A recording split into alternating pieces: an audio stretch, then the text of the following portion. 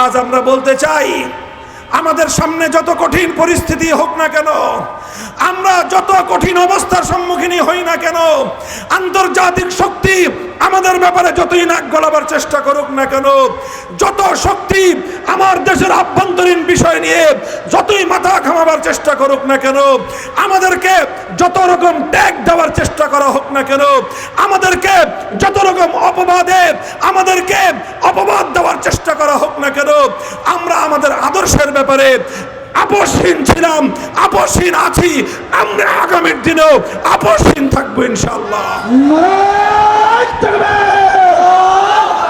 ভারতের দালালেরা হুঁশিয়ার সাবধান, আমেরিকার দালালেরা হুঁশিয়ার সাবধান, মুক্তির রাজপথ ইসলামী খেলাফত, এই সমাজ ভাঙতে হবে, দিনের বিজয় আনতে হবে, নারায়ে তাকবীর।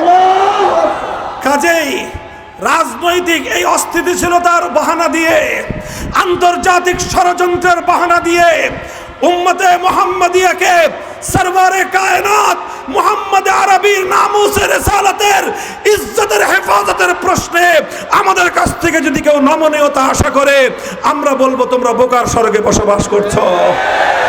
খতমে নবুয়তের মাসআলা, খতমে নবুয়তের ইস্যু আমাদের ঈমানের ইস্যু, খতমে নবুয়তের ইস্যু আমার ভালোবাসার ইস্যু, খতমে নবুয়তের ইস্যু আমার জীবনের ইস্যু।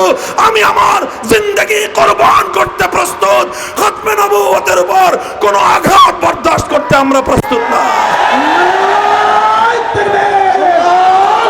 নারায়ে তাকবীর, আল্লাহু আকবার। নবীর পরে নবী নাই, সংসদে আইন চাই, নবীর পরে নবী নাই, নবীর পরে নবী নাই, সংসদে আইন চাই, নারায়ে তাকবীর।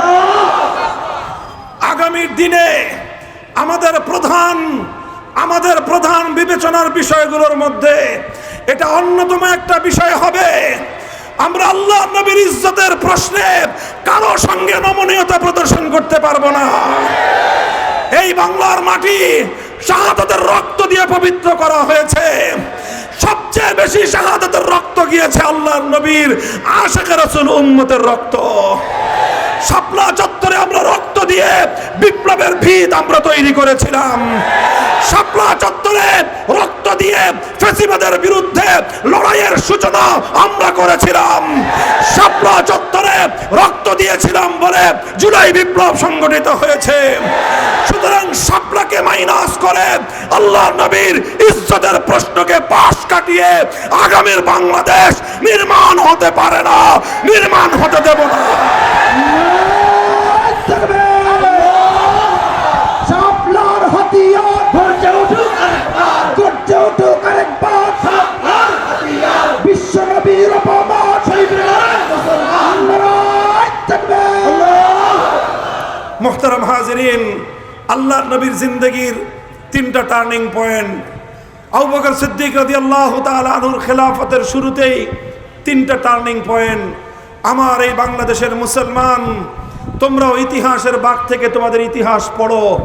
আমাদের এই জমিন, এই ভূখণ্ড, এই পবিত্র জন্মভূমি, আমরা ইতিহাসের ঠিক এমনই দুটো বাঁক অতিক্রম করে তৃতীয় বাঁকের সম্মুখীন। আমরা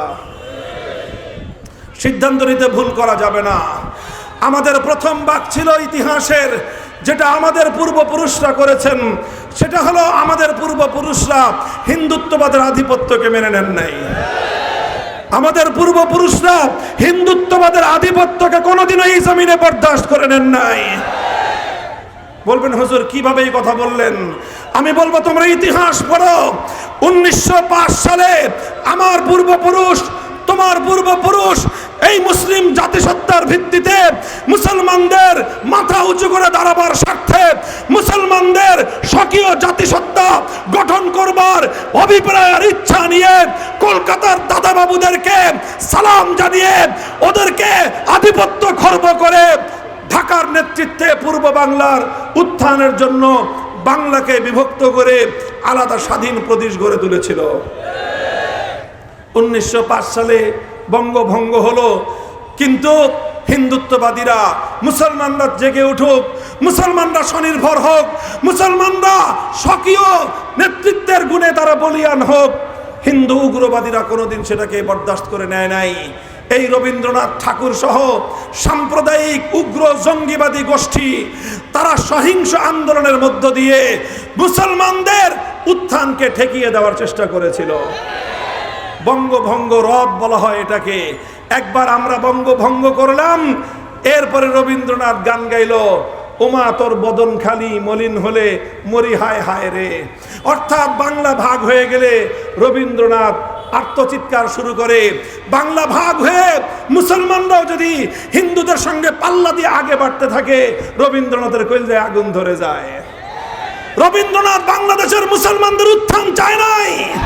রবীন্দ্রনাথ ঠাকুর বাংলার মুসলমানদের উত্থানের বিরুদ্ধে কবিতা রচনা করেছিল।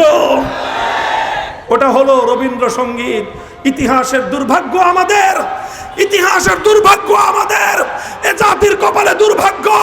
যেই রচনা, যে সঙ্গীত, রবীন্দ্রসঙ্গীত তৈরি হয়েছিল মুসলমানদের উত্থান রোধ করার জন্য, যে সঙ্গীত রচিত হয়েছিল মুসলমানদের ঢাকা বিশ্ববিদ্যালয় প্রতিষ্ঠার সংগ্রামকে কলুষিত করবার জন্য, যে সঙ্গীত রচিত হয়েছিল এই বাংলার মুসলমানরা মাথা উঁচু করে দাঁড়াবার জন্য, সেই সঙ্গীত যেটা মুসলমানদের বিরুদ্ধে রচিত হলো, যেই সঙ্গীত এই বাংলার বিরুদ্ধে রচিত হয়েছিল, পরবর্তী অযোগ্য নেতারা, অযোগ্য নেতৃত্ব, দেশ বিরোধী, জাতি বিরোধী, জাতির স্বাধীনতা বিরোধী, জাতির ঐতিহ্য বিরোধী কুলাঙ্গার গোষ্ঠী সেই রবীন্দ্রসঙ্গীতকে বাংলাদেশের জাতীয় সঙ্গীতের মর্যাদা দিয়ে দেশ এবং জাতিকে কলঙ্কিত করেছিল। আজ এই কথাগুলো আমাদেরকে বলতে হচ্ছে। এটা আমাদের ঐতিহাসিক প্রশ্ন। কোন একটা দেশের জাতীয় সঙ্গীত সেই দেশের চেতনা পরিপন্থী হতে পারে না।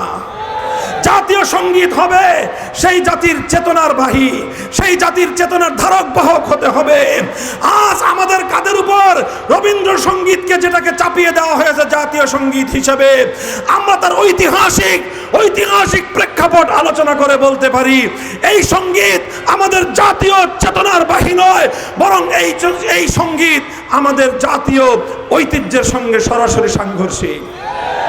কাজে আজ নতুন বন্দোবস্তের বাংলাদেশে আমরা সব কিছু নতুন চাই। একটি বাংলাদেশের শত শত বছরের ইতিহাস এবং ঐতিহ্যকে ধারণকারী একটি নতুন জাতীয় সঙ্গীত চাই আমরা। মোহতারাম হাজিরিন, বলতেছিলাম সেই 1905 সালে যখন তারা আমাদের বিরুদ্ধে ষড়যন্ত্র করে স্বাধীন পূর্ব বাংলার স্বকীয় উত্থানের বিরুদ্ধে ষড়যন্ত্র করেছিল, 1947 সালে আমাদের পূর্বপুরুষরা তার দাঁত ভাঙ্গা জবাব দিয়ে দিয়েছে। 47 সালে আমরা দিল্লির গোলামি মানি নাই, আমরা কলকাতার সঙ্গে থাকি নাই। আমরা বলেছি আমরা তোমাদেরকে দেখেছি, তোমরা আমাদের উন্নতি বরদাস্ত করো না, তোমরা আমাদের উন্নতি দু চোখে দেখতে পারো না, সুতরাং তোমরা আলাদা আমরা আলাদা। দেশ বিভক্ত করে দিল্লির গোলামির জিঞ্জির 47-এ আমরা ছিন্ন করেছিলাম। 47-এর পরাজিত দিল্লি আবার চেষ্টা করেছিল তার সেবাদাসদের কাঁধের উপর ভর করে আমার স্বাধীন বাংলাকে আবার গোলামির জিঞ্জিরে আবদ্ধ করতে। কথা বলেন ঠিক না বেঠিক? 1971 সালে ছিল আমাদের দ্বিতীয় টার্নিং পয়েন্ট। সেই দ্বিতীয় টার্নিং পয়েন্টে আমার বাংলাদেশ সঠিক সিদ্ধান্ত গ্রহণ করেছিল। পশ্চিম পাকিস্তানি খান পাঠানদের সঙ্গে আমরা একটা জাতীয় স্বার্থ নিয়ে ঐক্যবদ্ধ হয়েছিলাম। আমাদের কাছে ছিল ইসলামের স্বার্থ, আমাদের কাছে ছিল উম্মার স্বার্থ, আমাদের কাছে ছিল আমাদের হাজার বছরের পূর্বপুরুষদের ইচ্ছা, অভিপ্রায়, তাদের আকাঙ্ক্ষা এবং তাদের প্রত্যাশা যে আমরা আল্লাহর কোরআনের আইনের দ্বারা শাসিত হতে চাই। এই আশা আকাঙ্ক্ষা নিয়ে 47-এ পাকিস্তানের সঙ্গে আমরা যোগ দিয়েছিলাম। 24 বছর পর্যন্ত পাক হানাদার বাহিনী, পশ্চিম পাকিস্তানি স্বৈর শাসকরা আমাদের সঙ্গে কোনোদিন ভ্রাতৃত্বের আচরণ করে নাই। আমাদের সঙ্গে বারবার ওরা প্রভুত্বের আচরণ করতে চেয়েছে। ওরা আমাদেরকে ইসলামী নিজাম দেয় নাই, ওরা আমাদেরকে আল্লাহর কোরআনের শাসন দেয় নাই। ওরা কোরআনের শাসন কায়েম করবার প্রতিশ্রুতি দিয়ে পাকিস্তান কায়েম করবার পর 24 বছর পর্যন্ত গাদ্দারি আর বিশ্বাসঘাতকতা করেছে। ইতিহাসের সঠিক মুহূর্তে এসে বীর বাঙালি জাতি ৭১ মুক্তিযুদ্ধের সিদ্ধান্ত নিয়েছিল। এটা ছিল বাংলাদেশের বাক বদলকারী দ্বিতীয় ইতিহাস। মোহতারাম হাজিরিন, ৭১ এবং ৪৭ দুটি বাক বদলের সঠিক সিদ্ধান্তের পর আমরা এসে আবার ইতিহাসের এক করুণ সন্ধিক্ষণে পড়ে গিয়েছিলাম। ২০০৯ সালে বাংলাদেশের ক্ষমতার মসনদে একটা সরকার অধিষ্ঠিত হয়েছিল, যেই সরকার বাংলার মানুষের স্বার্থের জন্য প্রতিষ্ঠিত হয় নাই, যেই সরকার এদেশের ইসলাম রক্ষার জন্য প্রতিষ্ঠিত হয় নাই, যেই সরকার এদেশের উন্নতির জন্য প্রতিষ্ঠিত হয়েছিল না, যে সরকার প্রতিষ্ঠিত হয়েছিল এই দেশটাকে আরেকটা দেশের করদ রাজ্যে পরিণত করবার জন্য, যেই সরকার প্রতিষ্ঠিত হয়েছিল আমার বাংলাদেশের অর্থনীতির ভিত ধ্বংস করে দিয়ে আরেকটি দেশের হাতে আমার দেশের অর্থনীতির বাণিজ্য তুলে দেওয়ার জন্য। আর আমার দেশের ঐতিহ্য, ইসলামের গৌরব ধ্বংস করাই ছিল তার নীল নকশা। আলেম ওলামাদেরকে ধ্বংস করা, ওলামায়ে কেরামের নেতৃত্বকে ধ্বংস করাই ছিল তাদের প্রধান লক্ষ্য। এরপরে আমরা 15 বছর পর্যন্ত তাদের বিরুদ্ধে লড়াই করলাম। এই লড়াইয়ে সবচেয়ে বেশি রক্ত দিয়েছে যারা, তারা হলো শাপলা চত্বরের বীর যোদ্ধারা। এই লড়াইয়ে সর্বপ্রথম জীবন দিয়েছে যারা, তারা হলো শাপলা চত্বরের যোদ্ধারা। এই লড়াইয়ে সর্বপ্রথম মোকাবেলায় বুক চিতিয়ে দাঁড়িয়ে গিয়েছিল যারা, তারা হলো আল্লামা আহমদ শফী, তারাই হলো আল্লামা জুনায়েদ বাবুনগরীরা। মোহতারাম হাজিরিন, আমরা বারবার তাদের বিরুদ্ধে রুখে দাঁড়িয়েছি। 2013-তে রক্ত দিয়েছি আমরা, 2021-এ জীবন দিয়েছি আমরা, কারাবরণ করেছি আমরা, নির্যাতিত হয়েছি আমরা, লাঞ্ছিত হয়েছি আমরা। এরপরে গিয়ে 2024-এর জুলাই বিপ্লবের পাটাতন তৈরি হয়েছে। এরপর জুলাইয়ের বিপ্লব আসলো, স্কুল থেকে আমার ছেলেরা বের হয়ে আসলো, কলেজ থেকে আমার সন্তানরা বের হয়ে আসলো, ইউনিভার্সিটি থেকে আমাদের ভাইয়েরা বের হয়ে আসলো, আলিয়া মাদ্রাসার ছাত্ররা নামলো, আমার কওমি মাদ্রাসার লক্ষ লক্ষ ছাত্র চার দেয়ালের বাইরে এলো, আজান দিল, জাতিকে মুক্ত করার আজান। তারা আজান দিল এই জাতিকে দাসত্বের শৃঙ্খল থেকে স্বাধীনতা দান করবার আজান। হাতে হাত রাখলো 4 কোটি ছাত্র জনতা। সকল বিভেদের দেয়ালগুলো তারা ভেঙ্গে গুড়িয়ে দিল, সকল বিভেদের দেয়ালগুলো তারা ভেঙ্গে গুড়িয়ে দিল।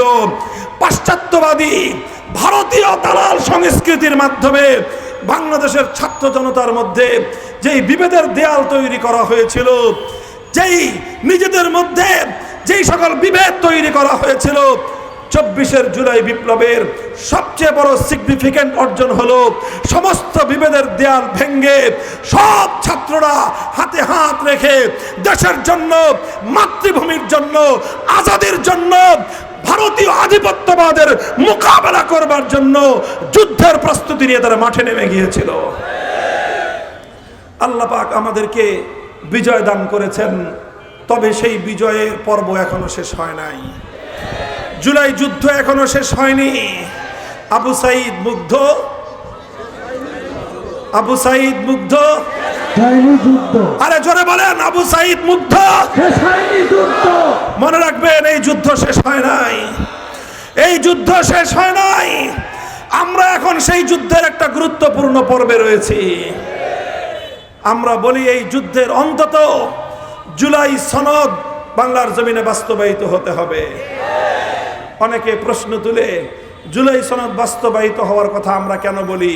জুলাই সনদের মধ্যে তো ইসলামের কথা নাই, জুলাই সনদের মধ্যে তো আল্লাহর কথা নাই।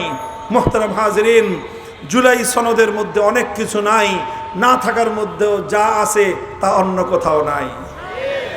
বলবেন জুলাই সনদের মধ্যে কি আছে?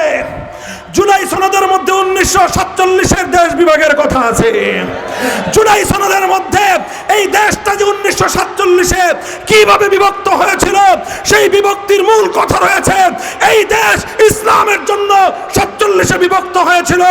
এই দেশ আল্লাহর কোরআনের শাসন কায়েমের জন্য 47-এ ভারত থেকে আলাদা হয়েছিল। সেই গল্প জুলাইয়ের সনদে রয়েছে। জুলাই সনদের বাস্তবায়ন করতে হবে, করতে হবে। জুলাই সনদের বাস্তবায়ন করতে হবে। 2 নম্বর হলো জুলাই সনদের মধ্যে ৭১-এর মুক্তিযুদ্ধের গল্প আছে, ৭১-এর জুলুমের বিরুদ্ধে, বৈষম্যের বিরুদ্ধে লড়াইয়ের কথা জুলাই সনদের মধ্যে আছে। সুতরাং ৪৭-কে ধারণ করে জুলাই সনদ, ৭১-কে ধারণ করে জুলাই সনদ। এরপরে আছে কি? এরপরে আছে ২০১৩ সালের শাপলা চত্বরে আমার আর তোমার ভাইদের নবী প্রেমের সংগ্রামে অকাতরে জীবন দেওয়ার ইতিহাসের কথা। বাংলাদেশের আর কোন রাষ্ট্রীয় গল্পে, বাংলার আর কোন রাষ্ট্রীয় ইতিহাসের মধ্যে নবী প্রেমিক ইসলামী জনতার আত্মত্যাগ এবং কোরবানিকে স্বীকৃতি দেওয়া হয় নাই। আমাদের অনেক বঞ্চনা, আমাদের অনেক দুঃখ, অনেক বঞ্চনার ইতিহাস রয়েছে। এবার সেই সকল বঞ্চনা এবং দুঃখ ঘুচানোর সময় এসেছে। জুলাই সনদের মধ্যে ২০১৩ সালের শাপলা চত্বরের দুঃখ গাথা আছে। মোহতারাম হাজিরিন, সর্বশেষ জুলাই সনদের মধ্যে ২০২৪-এর জুলাই বিপ্লবে আমাদের সকলের সম্মিলিত অংশগ্রহণের কথা রয়েছে। সুতরাং আমি মনে করি জুলাই সনদ বাস্তবায়নের মধ্য দিয়ে শাপলা চত্বরকে স্বীকৃতি প্রদান করা হয়। জুলাই সনদ বাস্তবায়নের মধ্য দিয়ে ১৯৪৭ সালের দেশ বিভাগের মূল সূত্রকে আবার স্মরণ করিয়ে দেওয়া হয়। জুলাই সনদের মাধ্যমে এই দেশটা ৪৭-এ কেন দিল্লির অন্তর্ভুক্ত হলো না, কেন ভারতবর্ষের অন্তর্ভুক্ত হলো না, কেন ৪৭ সালে এই দেশটা ভারত থেকে আলাদা থাকলো, সেই ইতিহাস স্মরণ করায় দিবে যুগ যুগান্তর পর্যন্ত জুলাই সনদ।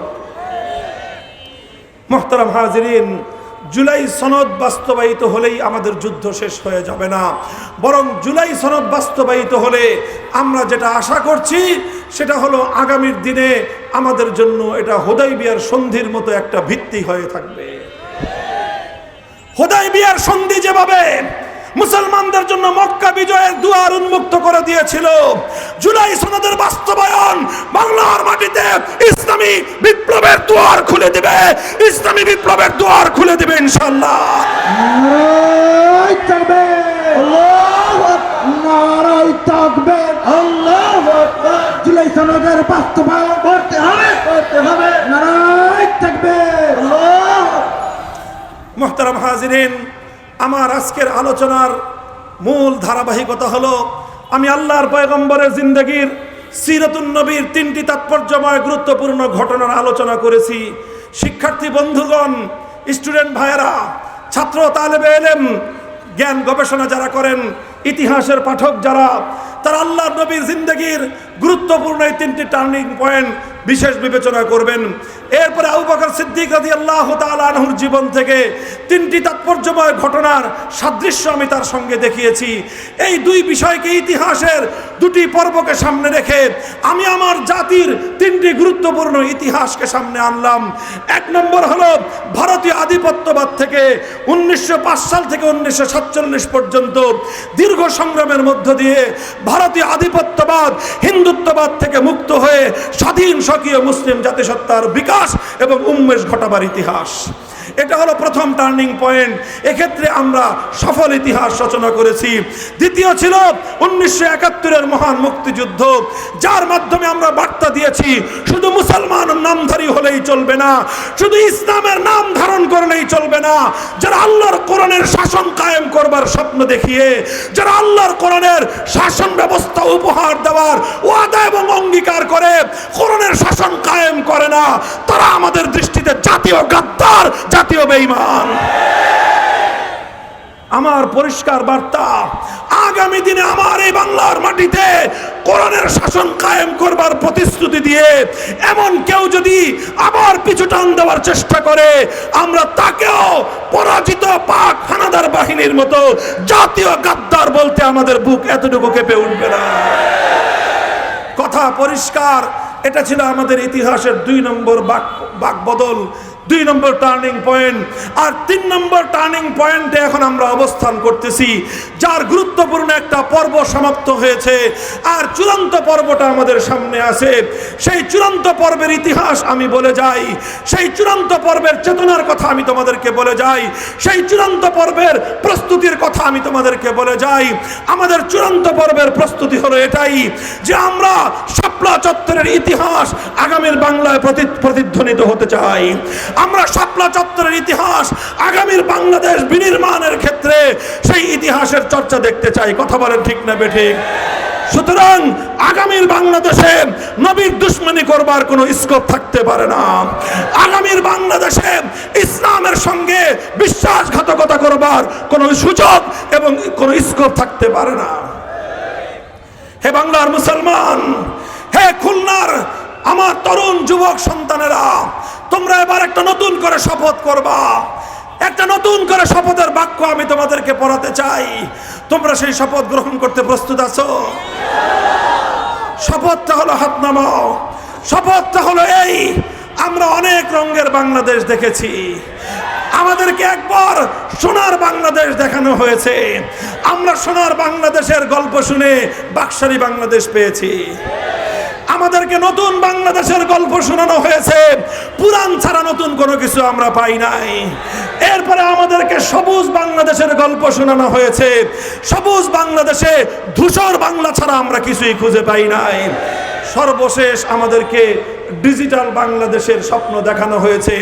ডিজিটাল বাংলাদেশে ডিজিটাল পদ্ধতিতে বাংলাদেশ ব্যাংকের ভোট থেকে স্বর্ণ আর বাংলাদেশ ব্যাংকের নগদ অর্থ ডিজিটাল ভাবে পাচার হয়ে, বাংলার সম্পদ ডিজিটাল পদ্ধতিতে পাচার হয়ে ডিজিটাল বেগমপাড়া করা ছাড়া আর কোনো ডিজিটাল উন্নতি আমরা পাই নাই।